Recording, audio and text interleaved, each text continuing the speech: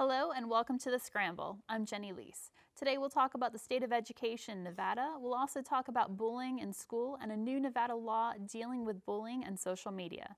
If time allows, we'll discuss the 9-year-old boy who stowed away on a flight to Las Vegas. Joining us are a group of panelists. We have back with us Padilla, a senior with a double major in journalism and media studies and political science. Tomi, a senior in journalism and media studies. Alex Velto, a junior in political science and a minor in Brookings public policy. And welcoming to the panel, Chynna Greene, a senior in journalism and media studies. Thank you all for being on the show. Thank you. Thank you. It's a pleasure. Nevada was ranked dead last in a national education report of children in the United States. Also, Nevada is one of the lowest funded states for education in 2012. Clark County voters rejected a property tax bill that would have been used to help Clark County schools. What do you think should be done to improve education in our state? Tomi, do you want to start with you? Yeah, absolutely. You discussed that as far as the funding goes, and that's absolutely a concern. And Nevada has historically been an anti-tax state. When you talk about raising property taxes, Nevadans get very anxious about that, which is understandable, especially considering the economic downturn and when we're discussing property taxes. And education needs to be a priority in Nevada, and I think we can all agree that it hasn't been in the past. However, I'd just like to point out that a lot of times throwing money at the problem isn't necessarily the solution. It has to be a multidimensional approach. So simply funding education more, I don't think will solve the problem. As we were discussing a little bit earlier, I come from a state where, although we might not be ranked as far as the percentage of money that goes to education, we do have a little bit more in South Dakota. However, our teachers are paid less. And of course, cost of living, we have to account for that. But I believe it's prioritizing education, and it also starts in the home. I think parents have to emphasize education, and it has to start there. Of course, that's not always possible, but like I said, it has to be a multidimensional approach. It can't just be increasing funding. I think that the starting in the home idea definitely starts in the school. While it's true you need to get parents involved, you get parents involved by enabling teachers to reach out to those parents and talk to them and motivate their students. You get parents involved by taking away the worry that is their child's going to go hungry throughout the day by increasing funding for food programs, which are a part of that type of school funding. You increase that type of parental involvement by having the teachers have less students, by enabling there to be more teachers to make it so they can actually make connections with those parents. All of those things do require more funding. It may be true that your South Dakota does have more money spent of the total populace, but that's still less than on a per pupil basis. And Nevada is terrible on that. The current solutions that are being talked about are about privatizing education. They're trying to pursue parent trigger laws, which shut down public schools and transition them to charter schools. That's not a solution. We need to continue the public education system, just target the funding more effectively. So what would you spend the money on? Are you saying increasing teacher pay? Do we need to retain better teachers, attract better teachers? What do you think is the solution to that I think that's primarily? definitely one of those, retention of teachers. Secondly is supplying adequate school lunches and breakfast programs for students, because so many students go to school and are hungry, and you're not going to be able to succeed in education if you don't have a full stomach in the morning. Clark County's had several pilot programs over I went to high school out here, we've had several pilot programs that I remember going through and witnessing. They switched out, they put apples in the high school lunches. I tend to think though, it has a lot to do with the foundation of education in Nevada in general. Mm-hmm. We have a much younger education system. It is not anywhere nearly as vetted or structured or properly put in place as I think of even California has more of a stable education system. And I think throwing funding, throwing performance ratings that are based off of cities that have decades on us as far as infrastructure, as far as getting further in social legislation and getting those property taxes diverted into education funding. We are really just taking the first steps, and it's great that a university like UNLV is trying to do that too. We're trying to get up to Tier 1 status. I think the impetus of the university on a local level will be phenomenal, or if the cards are played right, it will have a great impact on Clark County school districts. And kids will be able to see, hey, there's a viable university that's functioning and it's an asset to me, and I can potentially go there. In order to go there, I have to go to school, I have to be well fed, I have to talk to my parents, I have to get involved with extracurriculars. Bree, to speak to your point just real quickly, I definitely agree with you, and I think when I talked about a multidimensional approach, that has a lot to do with it. It's increasing not only education in Nevada, but the sense of community. I think a lot of children come to school and they don't see UNLV as a university that they aspire to attend. We have, not the best reputation in Nevada. I'm not from here, but just hearing people speak about it, we don't have, the greatest prestige for our school, and I think it starts there. It starts in the home. It starts with building community and realizing that Nevada is more than that 3.8 miles of strip, and it's always going to be an emphasis on tourism and gaming, but it's shifting it to not even just so much education, but just community as a whole and bringing people together so that people come to school and they interact and they don't just go home and play video games. That prestige element's somewhat overrated because a lot of these people aren't even considering a college at all. So to say that UNLV is not attractive and they'd rather go to USC doesn't really account for the other issues that are just But the prestige desire element to finish high does school. play. And it's being proud of high your school. university. If you attend UNLV and you're a child and you see UNLV and you see it as more than just we have a good basketball team, then you aspire to attend and you aspire to do better, and it's that sense of community. If your What is parents, that, like 10% of the population? That's most students don't want to graduate high school because they don't see a need to because they can get employed by the casino industry. Yeah, going off of that, my mom's a cocktail waitress and she makes well over 70 grand. And growing up, it's like, do I need to wake up this early and actually study so I can go to college and high school? Or do I just become a cocktail waitress? And at a young age, you can make easily 6 figures in this town. With the club like Caucason, those cocktail waitresses make easily 10 grand a week. and Chynna, you're doing that as well right now. You're making a lot of money, but you're still attending school, and that's because your parents did emphasize that. So it, like we said, it does start in the home because you come from a family that made a lot of money in the industry, but yet you're in college and you also work in the industry. So you're living proof. Well, there's also the caveat, because I'm in the industry too, but nobody wants to be in the industry forever. And when you enter it, at least that's, for the most part, it's an accident to end up being a cocktail waitress or a bartender or a server or a host or whatever for 10, 15, 20 years. The fact that you can do that in this town and make a phenomenal living and raise your family is awesome. Yeah. But there needs to be more of a push, just I think culturally in our town towards education, because it's having the option. It's the option to do what you want to do. It's not a career. Yeah, well, I mean, being 18 years old and deciding your future, it's, do I become a cocktail waitress and make 6 figures, or am I going to be a teacher and make for 30 potentially grand? 6 You know what I figures, mean? right? So it's like that, the young age is when you choose, and it's all about money when you're 18. That's you just want to make more money a lot of times, unless your parents. I think it becomes about money because up to this point, our education system hasn't reinforced anything else. I mean, you go to class and it's a bunch of, it's just not the most intellectually stimulating environment. At least it wasn't when I was going to a larger public school or public high school out here. And the performance ratings actually back that up. 14 out of our 19 5-star high schools are they're vocational. I'm going to cut you off there, but we'll come back to you after the break. Wow, these are really good. You act surprised.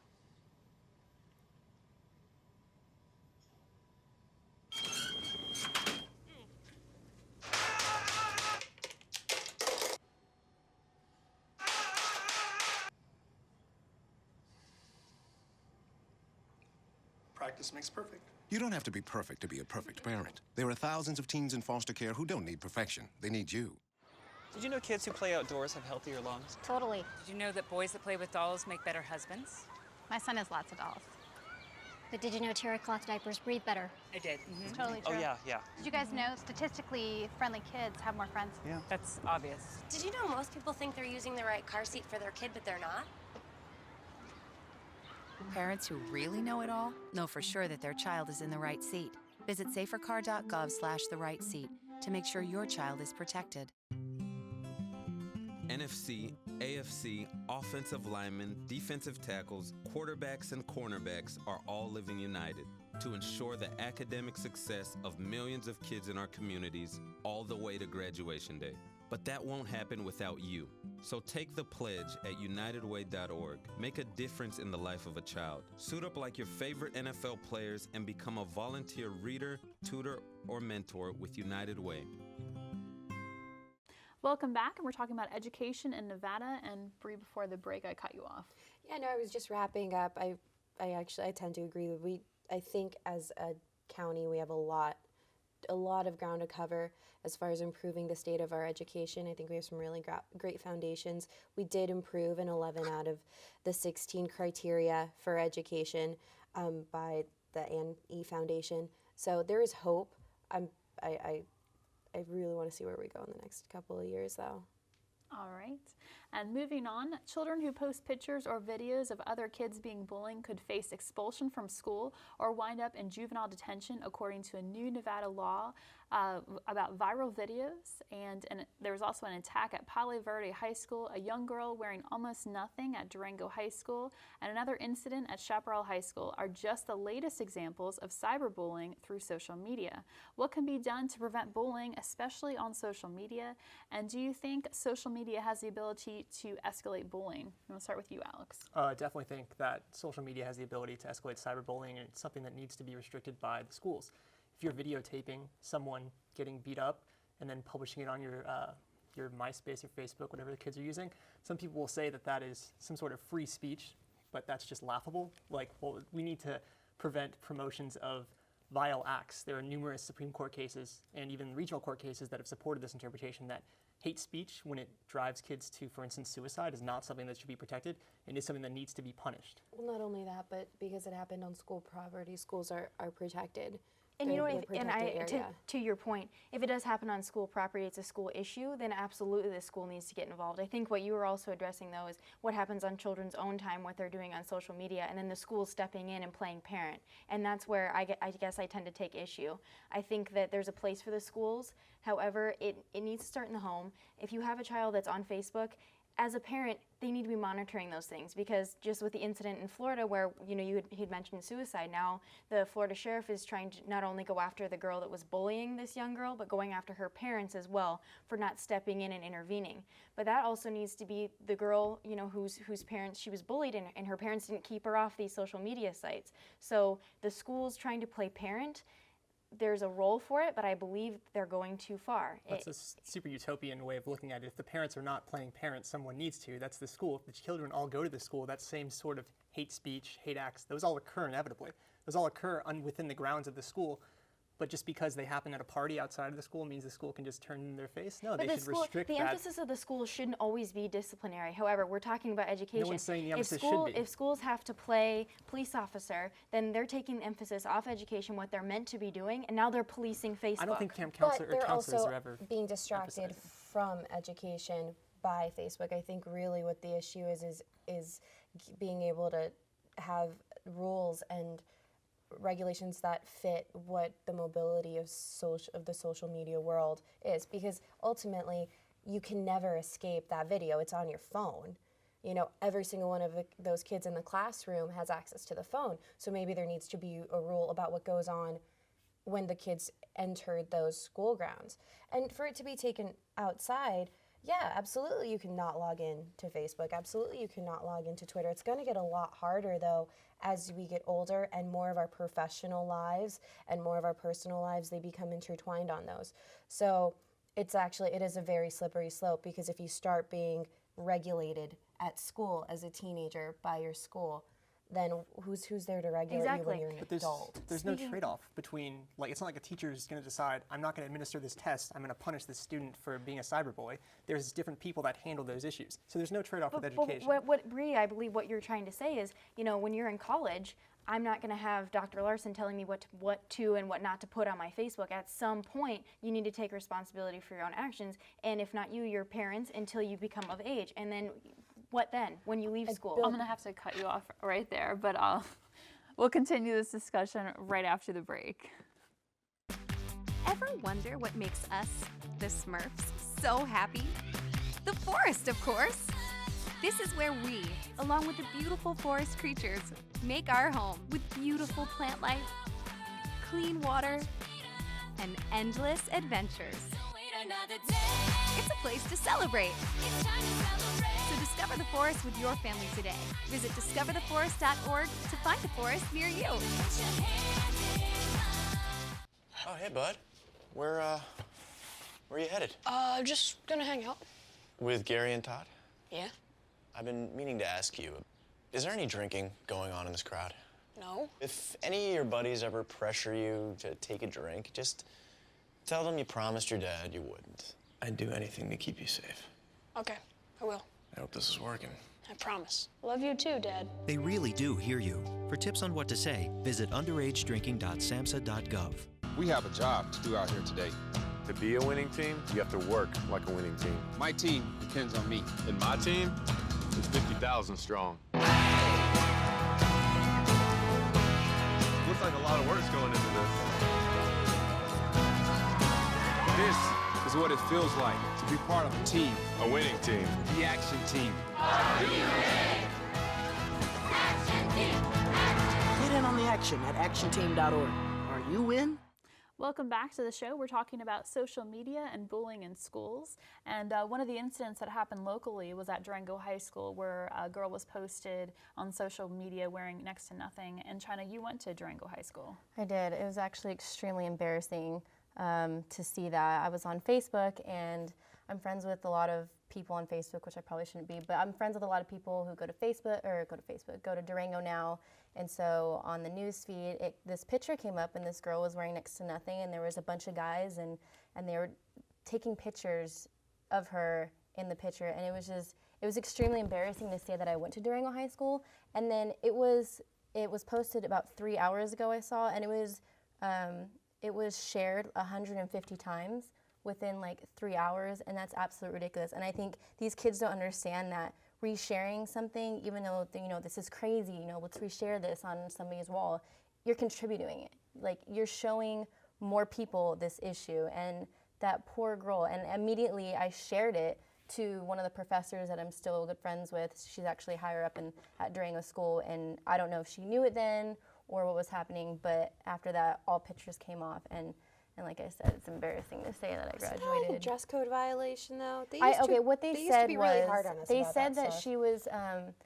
she had like a mental issue or something, and so the guys asked her to change in front of her, and so she was in between the lockers. And it's sad because I noticed that a couple of the guys were wearing Durango basketball shorts, and they were part of the team. And it's just like, it was extremely embarrassing, and I feel terribly for her and her family. I think that's a prime example of why you need to take control of these situations in the school and have the school needs to educate people. And one of the types of education is that you can't do that. Like, that's just ridiculous. You need to... That you can't do what? That you can't wear next to nothing, or that you can't take pictures of it? Well, I mean, I think that the argument that this is next to nothing is kind of character assassination against the girl who was the victim, or I guess it's more proper to say the survivor of this incident.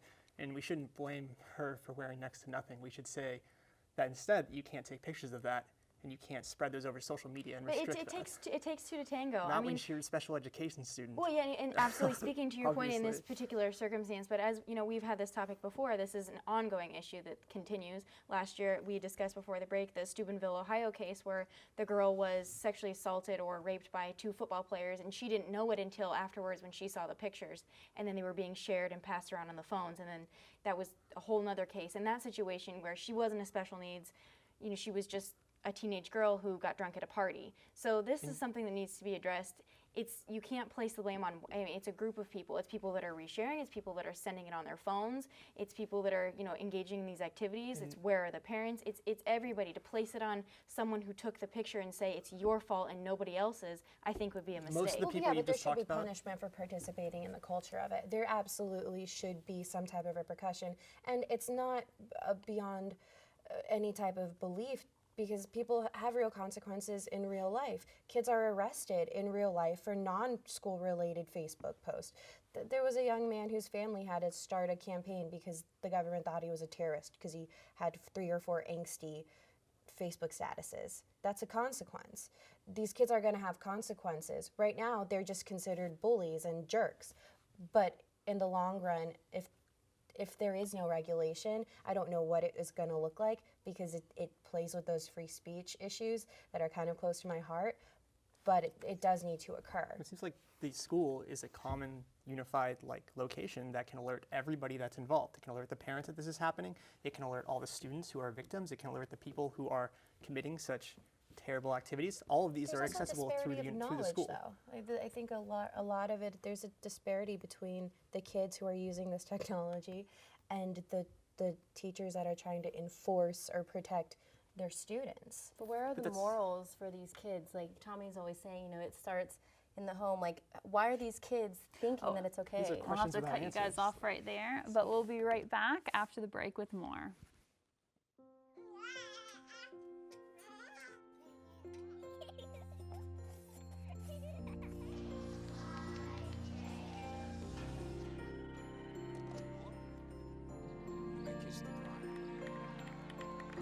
A full life, measured in seats, starts with the right ones early on. Car crashes are a leading killer of children 1 to 13. Learn how to prevent deaths and injuries by using the right car seat for your child's age and size. Hey, you going out like that? Yeah, why? Well, what would the neighbors think? I see you! Come look at Mr. Feather! Look what I have. Mr. Bird, remember? Bark, bark, bark! We're just playing! We're just playing on trying to get you out of here! Even still. You don't have to be perfect to be a perfect parent. There are thousands of teens in foster care who don't need perfection. They need you. If you drive buzzed, it could cost you around $10,000. You'll face major legal fees, major fines, and steep insurance penalties. You could lose everything. Nothing kills a buzz like getting pulled over for buzz driving, because buzz driving is drunk driving.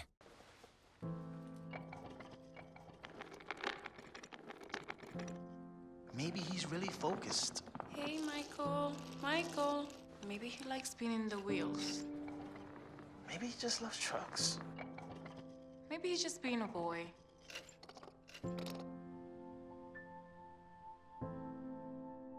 Preoccupation with objects is one early sign of autism. Learn the others today. The sooner it's diagnosed, the better. Welcome back. We are wrapping up about bullying and social media. And Chynna, you wanted to finish your thought you were saying. Yeah, I just want to say that, you know, where are the morals in these kids? You know, you say, you know, it starts at school, and over here we're talking about how it starts with the parents. You know, with the parents teach, if you don't have anything nice to say, don't say anything about somebody at all. Same thing. If it's not something nice, why are you sharing it? The teachers don't teach that. That's something that the parents should teach. And if you can't teach your kids good morals and values, don't have kids, like, period. They're going to, so have the school teach them. Wow. But it's not the school's problem. It's not their kid. They should be teaching this at home, you know, that's where you learn. Should, not would. That's the key distinction, and that's why the public education system needs to we fix can't the spend problems. all of our time at schools We're going to move teaching on from morality. here, from this topic. All right, moving on. A 9-year-old Minnesota boy was bypassed security and stowed away on a flight headed to Las Vegas. This incident has everyone wondering if security is as effective as it needs to be. Do you think it's the TSA's fault? Do you think security measures need to be revised? And then you could talk more about parent issues on this one. Well, I mean, I think my message for the day is just, yeah, it does start with the parents. I think if we've all seen that interview, we know that they've had a hard time controlling this young boy. And, you know, children are going to act out. This kid had a history of acting out, and he was able to bypass security. To blame it on the TSA, yeah, I mean, security is an issue. Things happen, obviously.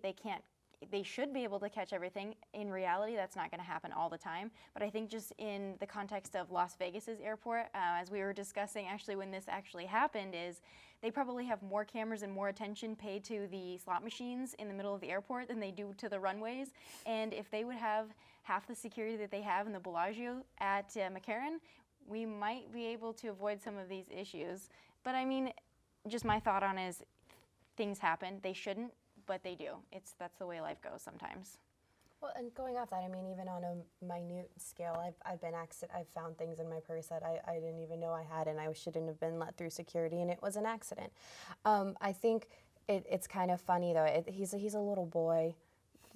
He's a mastermind, though. I mean, let's Yeah. not get it twisted. That's what they were thinking, you know, when they let him through. Oh, he's a little boy. But, like, what if that little boy had a bomb or was plotting something? But why is that always the default? I mean, even after we immediately when that new security, the X-ray security was put in, there actually was a study done, and security in the airports had buckled down, and there's still the number of bomb threats and scares didn't correlate. You know, it was a bit of an anomaly. Absolutely, do we need to look at security? But I think it's kind of it's being overhyped. I feel like the TSA was extremely controlled and looked under a magnifying glass after 9/11, and then after that it slowly kind of went down, and now it's, you know, back to how it was before 9/11. But that shouldn't happen. You know, that could have plotted something, or somebody could have died. You know, he was a troubled kid. You have no idea what's going on in the mind of a 9-year-old. We're gonna have to stop you there on that note, and we're gonna wrap up the show after this.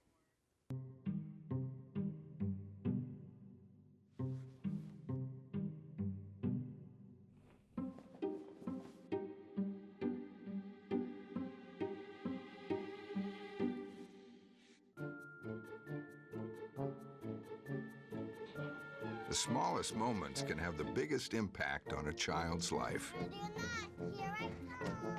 Take time to be a dad today. I don't think anyone captured my first steps on camera. I was the 5th kid, and by that time, first steps weren't a big deal. I was 16 and driving home with my brother Ben.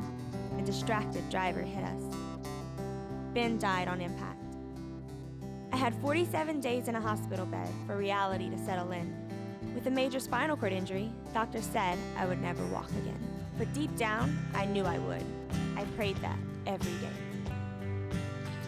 Family, friends, strangers, all started to pray for me to be able to walk again. The progress has been slow, and the victories hard won, but I feel the prayers. Whether you need support in a tragedy or just to make it through a bad day, prayer can make a difference. America, let's come together by believing with each other. For someone to come alongside you and say, I'm going to believe with you, it means a lot. Thanks for staying with us. It's been a great show about Nevada schools, social media and bullying, and airport security. Thanks, everyone. Now you know what we think. Let us know what you think. Share your opinions and any ideas or topics you would like us to scramble about to thescramble.unlv@gmail.com. You can also catch full episodes of The Scramble at UNLV-TV.